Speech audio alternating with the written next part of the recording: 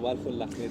صباح الفل يا صاصا. بمناسبة يا جماعة الأجواء الحر المميتة، تمام، احنا درجة الحرارة 41، فقررنا نعيش تجربة صحراوية يمنية في بتاع كده اسمه يمنيز، تمام. بس احنا اخدنا برضه الصالة مكيفة لأن الواحد مش قادر فعلا يستحمل، وبرضه حر. وبقول لك ايه، ادخل شوف. عايز تبدا بقى يا حميد؟ بص، هو احنا نزلنا حاجات كتير قوي. احنا قلنا نبدا بقى بصينيه كده بتكفي 10، تمام. بيبقى فيها ايه، ربع تيس مع 5 فرد حمام، فرخه مندي نص ونص، نص ونص. كيلو ممبار، ماشي. تمام، نص كفته، نص طرب، 10 سمبوسك جبنه، 5 سلطه متوزعين في الترابيزه، و5 شوربه، وبس كده. طلبنا بقى معاهم ايه، يعني حاجات تانية بقى نقولها بقى واحنا في النص كده. بس احنا كده كده لازم نبدا بايه، اول حاجه التيس كده، الربع تيس ده.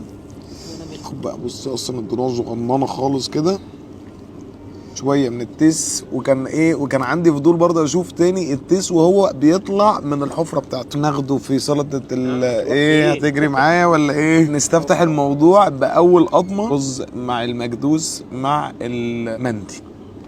المشكله ان انا القعده العربيه ديت بحسها ما بعرفش اكل فيها، مش عارف انا محتاج اقربها ولا انا اللي ادخل جواها اكتر. مندي تاني، انا حاسس ان انا سفير المندي في مصر.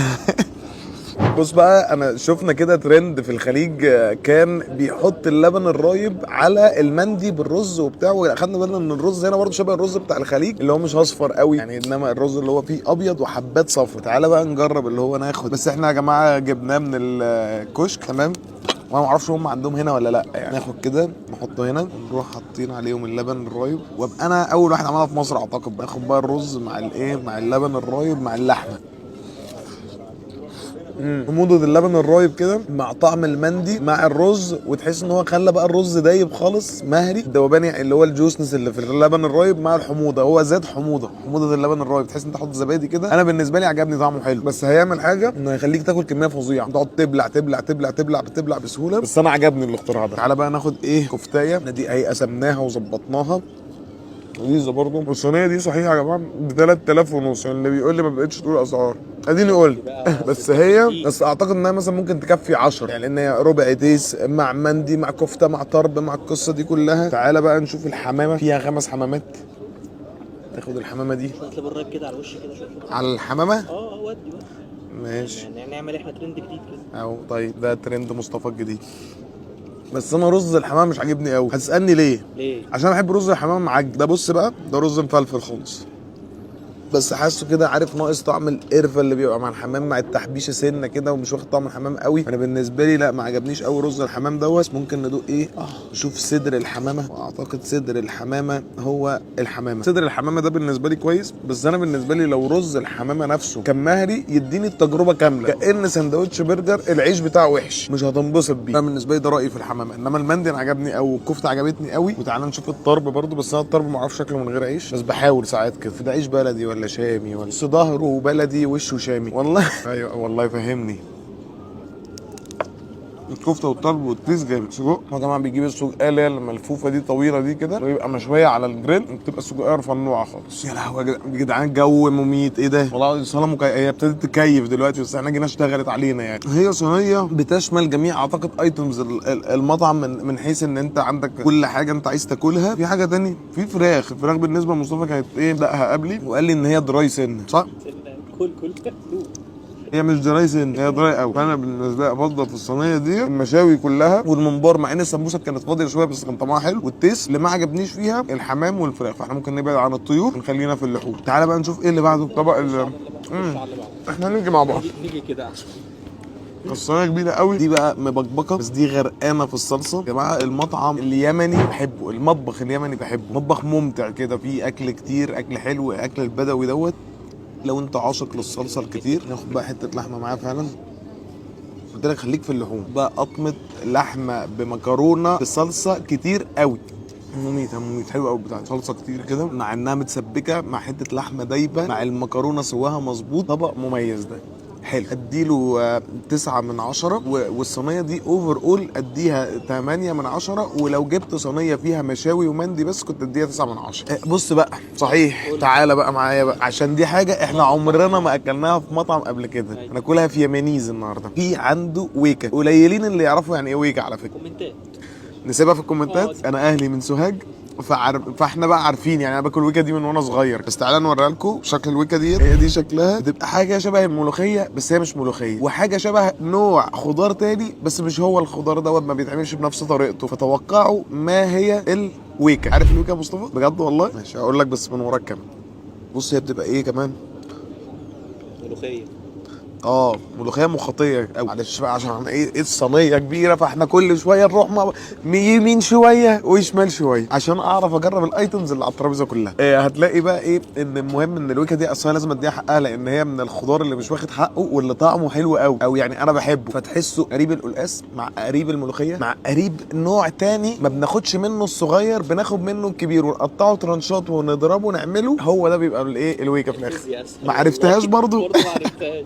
ماذا بعد؟ تعالى بقى نشوف. احنا نزلنا الثلاث حاجات دول. عندك طاجن عكاوي بالبصل، ونزلنا الكشنه، وده الحنيز. كشنه وحنيز. انا بالنسبه حنيزايه ديت كانت بتتقال لي انا. تعالى نشوف الحنيزه. وديني في الحنيز يا عم عادل. فيلم اكسل. يا عادل بيه. المجلجل لسه هنطلبه. المجلجل والمضغوط ده الحنيز والكشنه. الحنيز شكله يساوي اللحمه. بص تخيل دي الموزه. تخيل دي موزه. صغنونه خالص حبيبتي. ايه ده؟ مفروله خالص يا حبيبي. انا عارف ان الموزه موزه. تخيل الموزه من ضمن الاكل. دي حته لحمه تاني معموله بالبطاطس وبينزل معاها الرز. تعالى بقى نشوف الايه، عشان الراجل قاعد يشكر لي قوي في الحنيز. قال لي انت هتحب الحنيز قوي يا حنيزه. حلوه دي. كوميديه. طب ما انت عمال تضحك بجد. تعالى ناخد الحنيز. ايوه ونخلي حنيزه ياخدوه.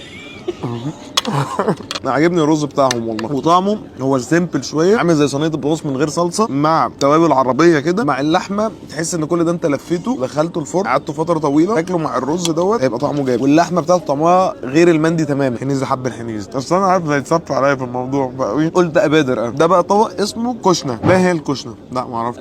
هي لحمه بس من الواضح ان بيبقى فيها طعم الثوم غالب قوي. فتعال نشوف. من مميزات الاكل اليمني اعتقد ان هم بيستخدموا تيوس معظم الوقت، اكتر كمان من الخرفان. يعني هو يا تيوس يا خرفان، بس اغلب الوقت بيبقى تيوس. واغلب الوقت اللحمه بتاعتهم بتاخد سوا زياده عن اللزوم. هم بيحبوا يسووا زياده عن اللزوم. ناخد حته كشنه مع الصوص اللي فيها تحت ده، نحطه مع الرز. ان شكل الصوص فاتي قوي، بس طعم الثوم تقيل قوي فيه. ثوم قوي يعني، كميه ثوم كتيره، تحسها زي تقليه معمول فيها اللحم. بالنسبه لي هتقول لي افضلها او ما افضلهاش. اعتقد ان انا لو اكلت منها كتير ورا بعض مش هعرف، يعني ما اقدرش اخلص الطبق ده. ليه؟ لان ثوم ورا ثوم ورا ثوم ثوم ورا ثوم. حبيبي هو انت ايه اللي حصل؟ انا بقينا العكس. ايوه بقيت العكس يا خطر كده. لا طب ينفع تلغي الحته دي من بيني؟ طيب احنا ايه تاني فاضل؟ ايه الطاجن ده الحر بيبوظ الدماغ اقسم بالله يا جدعان والله. ما دي شخصيه. ده طاجن عكاوي بالبصل. ده حاجه عاديه يعني، مش يابانيز يعني. مسمي نفسه يابانيز بدل جابانيز. فاهم؟ انت فهمتش الحته دي؟ ايه ده؟ لا مش هو جابانيز فود، يابانيز فود. كرييتيف. اشتغل معايا شويه. هو في ناس يمنيه بره اهي، يابانيز برضه. بص بقى احنا تعالى نرفع كل ده وننزل باخر حاجه خالص عشان نبقى ايه انجزنا، لان حاسس ان احنا رغينا كتير قوي في الفيديو ده، واسفين يا جماعه للرغي الطويل دوت. فتعالى بقى نعمل بقى حركه ترانزيشن. ما عملناش ولا ترانزيشن من اول المره. نخش بقى يا جماعه باخر حاجه، وده المضغوط. تمام؟ اعتقد ان انا عمري ما شفت الشو بتاع المضغوط دوت. ده غير شو الملوخيه، ده شو المضغوط. ورينا بقى يا ريس. مضغوط. ده مضغوط. ده الدنيا اوباش. ده انت تدلو عليا انا.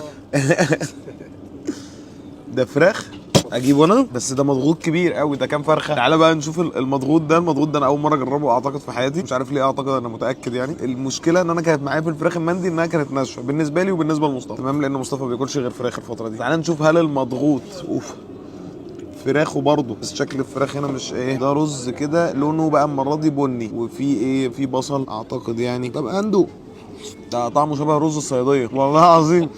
ده رز صياديه بالفراخ. الغريبه انه عاجبني والله العظيم، بس انت مش متخيل هو شبه الرز الصياديه دي. وريحته باينه. هو عامل زي رز السمك بالظبط. عارف فكرني بالفيديوهات اللي بتاعت ساسي لما بيبقى حاطط سمكه مشويه كده في النص وحواليها الرز بنفس اللون ده بالظبط كده. بس طعمه لذيذ قوي يعني. والرز طري خالص كده ودايب. اعتقد انه كمان كان لو كان لحمه، بما اني من محبين اللحمه اكتر يعني انا اديله بالنسبه لي كفراخ كده وبتاع. يا طب تعالى نعمله بالفراخ. ناخد شويه اهو. انا اديله 9 من 10 والله طعمه حلو. ولو لحمه ممكن اديله اكتر كمان. طعمه وحش قوي بالرايب. اصل كده احمد تجربه في يمانيز. طب اقلع جلافزاتي واخد قطمتين من المضغوط دوت ونلخص التجربه. الله. بصوا بقى يا جماعه، ده بعد اعتقد ساعه ونص كنا نايمين فيهم، فصحينا نلخص التجربه وننام تاني. اوفر اول يمانيز يا جماعه في مدينه نصر، اتجه للحوم تمام وللمضغوط. واوفر اول تجربه لذيذه لطيفه خفيفه كنا محتاجينها، بقالنا كتير ما عملناش مندي. وبقول لك ايه، اقفل بقى مصطفى.